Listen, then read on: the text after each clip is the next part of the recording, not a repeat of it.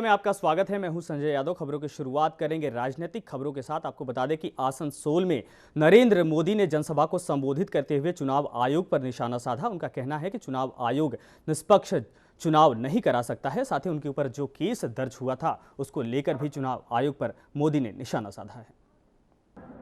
पूरा देश का मशीन आपके हाथ में है। प्रधानमंत्री से भी आपके पास इतने ज्यादा हक है तो आप करते क्यों नहीं हो?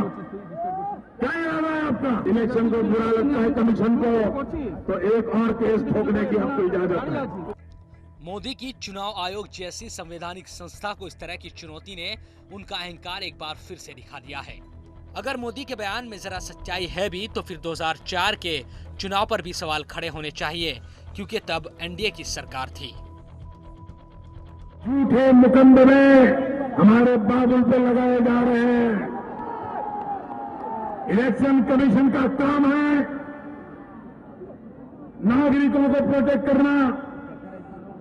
आप अपनी जिम्मेवारी को सही ढंग से निभाएं। मोदी आरोप लगा रहे हैं कि भाजपा प्रत्याशी और सिंगर बाबुल सुप्रियो पर चुनाव आयोग ने झूठे मुकदमे दर्ज करवाए हैं, लेकिन चुनाव आयोग ने कांग्रेस, भाजपा, सपा, बसपा सभी दलों के प्रत्याशियों पर कहीं न कहीं कार्रवाई की है। ऐसे में क्या बाकी दलों के प्रत्याशियों पर दायर मुकदमे भी क्या झूठे मान लिया जाए? मोदी के मुखालिफ मानते हैं कि मोदी का ये भाषण चुनावी स्टंट से ज्यादा कुछ नहीं। ये वही मोदी है जिन्होंने अपने कई साल तक गुजरात में लोकायुक्त नियुक्त नहीं होने दिया था, फिर हुआ भी तो मोदी की पसंद का ही। मोदी के विरोधी ये भी कहते हैं कि मोदी इस तरह के बयान केवल जनता को प्रभावित करने के लिए देते हैं और हकीकत से इनका कोई वास्ता नहीं होता।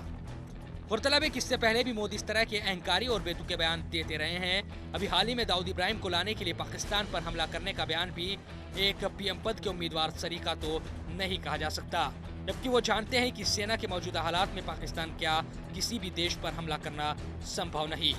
बहरहाल मोदी की बयानबाजी तो जारी रहेगी।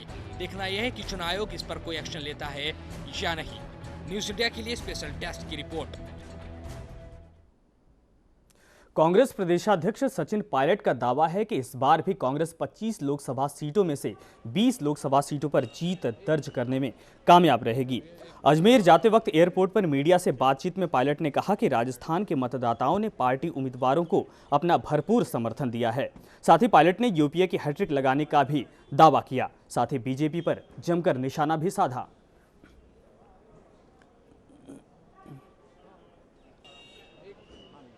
16 तारीख को पूरे देश भर में जो चुनाव हुए हैं उनके परिणाम आएंगे और अब तक जो चरणों का मतदान हुआ है मुझे लगता है बहुत बड़ी संख्या में लोगों ने अपने मत का प्रयोग किया है और ये एक अच्छा संकेत है हमारे प्रजातंत्र के लिए। नौजवानों में बड़ा उत्साह है चुनाव प्रचार का और चुनाव में भाग लेने का। मुझे पूरा विश्वास है कि कांग्रेस का अच्छा प्रदर्शन होगा और राजस्थान में विशेष रूप से हमें उम्मीद है कि जितने सांसद पहले चुनकर गए थे कम से कम उतनी सीटों पर हम जीतेंगे और देश भर में दोबारा यूपी की सरकार बनेगी। आरसीए के चुनाव परिणाम के बंद लिफाफे खुलने के साथ ही अब नई कार्यकारिणी के गठन का रास्ता धीरे धीरे साफ होता नजर आ रहा है। आपको बता दें कि सुप्रीम कोर्ट ने चुनाव पर्यवेक्षक को 6 मई को चुनाव नतीजों के बंद लिफाफे खोलने के निर्देश दिए हुए हैं। ऐसे में आरसीए के पूर्व अध्यक्ष ललित मोदी के एक बार फिर से आरसीए की सत्ता में काबिज होने के आसार बढ़ गए हैं। हालांकि इसका औपचारिक ऐलान लिफाफे के खोलने के बाद ही हो पाएगा। इस मामले में तस्वीर इसलिए भी साफ हो जाती है कि सुप्रीम कोर्ट ने बीसीसीआई की उस याचिका को भी खारिज कर दिया।